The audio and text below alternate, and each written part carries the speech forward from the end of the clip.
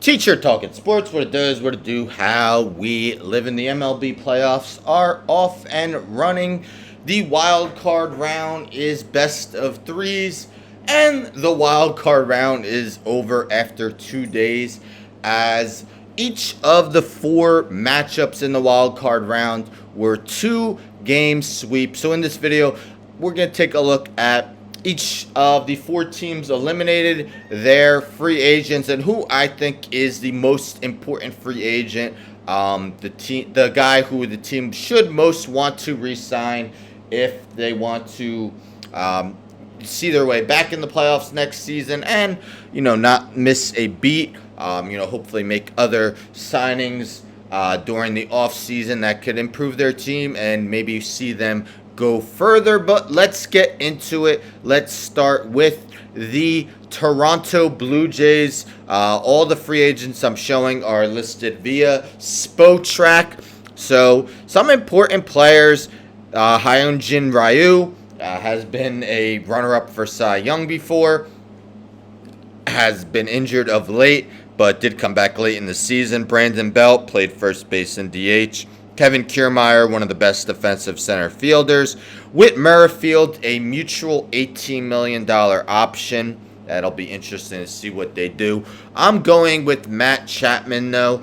Matt Chapman had an incredible offensive April for the Blue Jays, and then kind of fell off after that. Barely batted over 200 after April. But as you see, a 4.4 WAR, because he is, I would say, probably the best defensive third baseman in baseball now. I'll say he overtook Nolan Arenado, who's still very good, but the defensive metrics aren't as high as they were in the past. 3-time Gold Glove winner, probably will win his fourth. Matt Chapman should see a fairly large payday. The Miami Marlins, my favorite team. I'm happy we made it. Now that the series is over, I'll fully admit that the Philadelphia Phillies are definitely the much better team than the Marlins. So, of course, I was hopeful, but didn't pan out for them.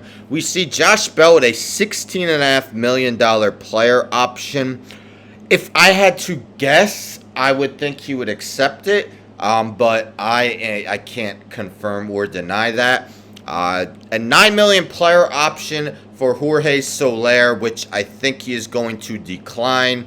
I think the Marlins declined a $10.5 million option on Johnny Cueto. Joey Wendell barely played. Yuli Gurriel became more of a bench piece. So I got to go with Jorge Soler. Soler led the AL, I believe, in 2019 in home runs, while with the Kansas City Royals. Won a World Series MVP in 2021 with the Atlanta Braves. This season, after a kind of a down 2022, Soler connected on 36 homers, 8th most in the NL. Definitely the best power bat on the Marlins this season. Tampa Bay Rays, you see a minuscule list of free agents. Just 3 names, and Chris Davinsky and Erasmo Ramirez wouldn't say are key pieces, but Robert Stevenson, we take a look at him here, was a key relief pitcher, 30 years old, had a 3.10 ERA, and 77 strikeouts in 52 and a third innings with a 0.88 whip. Definitely one of the better relievers on the Tampa Bay Rays this past season. We'll see if they could bring him back. And the Milwaukee Brewers, you see their list is a lot longer than the Tampa Bay Rays. You could almost say their most important free agent is Craig Counsell, whose contract is expired. The manager, let's see what happens with him. But Mark Canha, who they acquired in a trade with the New York Mets, $12.2 million club option.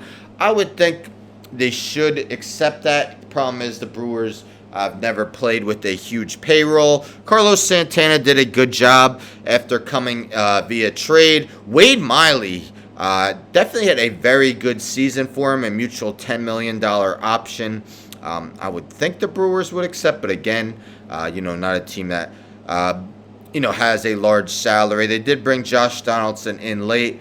While I think Wade Miley is has been a very good pitcher of late. I think he's 36 or 37. And the Brewers have an excellent top three of their starting rotation. They need bats. I'm going with Mark Canha.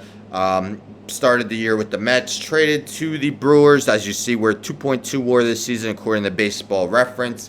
Not as much power as he had in previous years, but he's a guy who's going to draw a decent amount of walks, as seen by his 355 on base percentage, a 108 OPS plus, a fairly average defensive outfielder for the Brewers and Mets this past season. I think Carlos Santana had a couple down seasons. He performed well with the Brewers, but I'm going with Canha as my most important free agent for the Brewers. So again, let me know in the comments who you think, which of these four teams should keep the name below.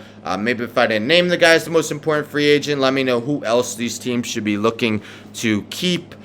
Do you think any of these teams could take a step forward next season and be a potential World Series team? Anyhow, don't forget to subscribe, tell a friend, and tell a friend, and tell a friend to subscribe. Like the video, share the video, hit the bell for notifications. I'm out.